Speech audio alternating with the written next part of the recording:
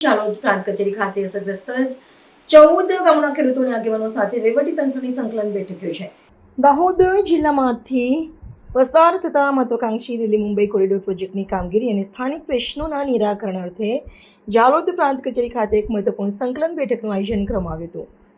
આ વિશેષ સમીક્ષા બેઠકમાં કોરિડોર પ્રોજેક્ટથી પ્રત્યક્ષ રીતે પ્રભાવિત થયેલા 14 જેટલા ગામોના સરપંચો, આગેવાનો અને ખેડૂતોની ઉપસ્થિતિમાં તેમની સમસ્યાઓનું સત્વરે નિવારણ લાવવા વહીવટીતંત્ર દ્વારા સઘન ચર્ચા વિચારણા હાથ ધરવામાં આવી હતી.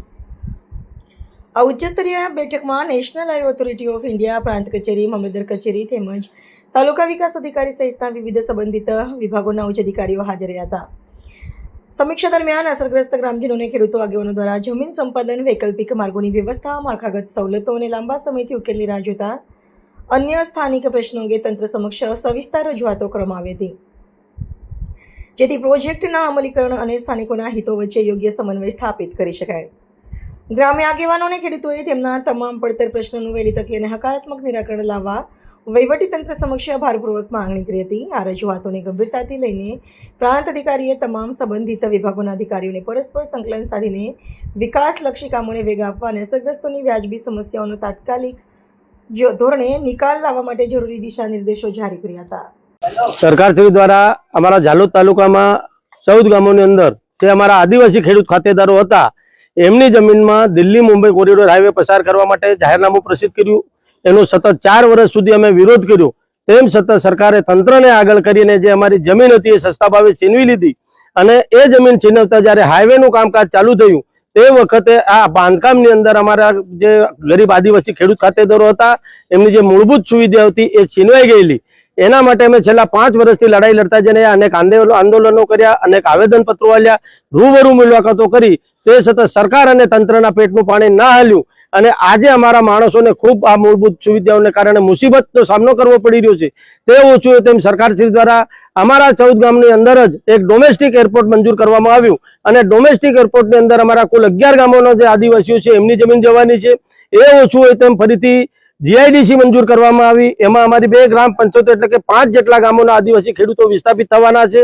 તે ઓછું તેમ ફરીથી દહેગામથી લઈને જાલોદના ઠૂટી કંકાસિયા થઈ રાજસ્થાનના કુશલગઢ સુધી એક 4 લેન હાઈવે મંજૂર કરવામાં આવ્યો.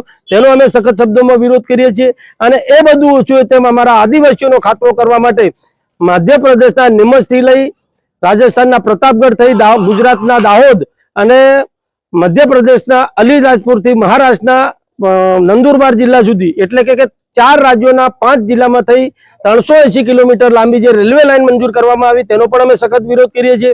આપના માધ્યમથી અમે સરકારશ્રીને કહેવા માંગીએ છીએ કે અમે આદિવાસીઓ એટલા માલેતુજાર નથી કે આ દિલ્હી બોમ્બે કોરિડોર હાઈવેમાં પોતાના વાહનોથી દિલ્હી કે બોમ્બે અમે જઈ શકવાના નથી. અમે એટલા માલેતુજારો નથી કે પ્લેનમાં બેસી એરપોર્ટની અંદર જઈ અને અમે કંઈક વિદેશમાં કે કોઈ દેશના અન્ય રાજ્યમાં અમે પ્રવાસ કરી શકવાના છીએ. જીઆઈડીસીમાં અમને કોઈ નોકરી, કોઈ રોજગારી મળવાની નથી. અમે વિસ્થાપિત થવાના છે. આજે તમે દેખો દાહોદની અંદર જે રેલવેનું મોટામાં મોટું કારખાનું બનાવવા આવ્યું એમાં અમને વચન આપવામાં આવ્યું હતું કે 10,000 આદિવાસીઓને નોકરી આપવામાં આવશે, પરંતુ આજ સુધી એકેય આદિવાસીને નોકરી આપવામાં આવી નથી અને યુપી અને બિહારથી તમામ માણસો લાવીને નોકરીઓ આપવામાં આવી રહી છે. એટલે સરકાર કોઈકના કોઈક ભોગે સસ્તા ભાવે અમારા આદિવાસીઓની જમીન છીનવી લઈ અમારા આદિવાસીઓનો ખાત્મો કરવાનું એક ષડયંત્ર કરી રહી છે. એના માટે આવનાર 15મી ઓગસ્ટ બાદ અમે દાહોદ જિલ્લાના તમામ આદિવાસીઓ ભેગા થઈ અને સરકારશ્રી જે અમારી જમીન છીનવી રહી છે એને આદિવાસી એકતા અને આદિવાસી પાવર શું છે એનું ભાન કરાવવાનું અમે આયોજન કરી રહ્યા છીએ.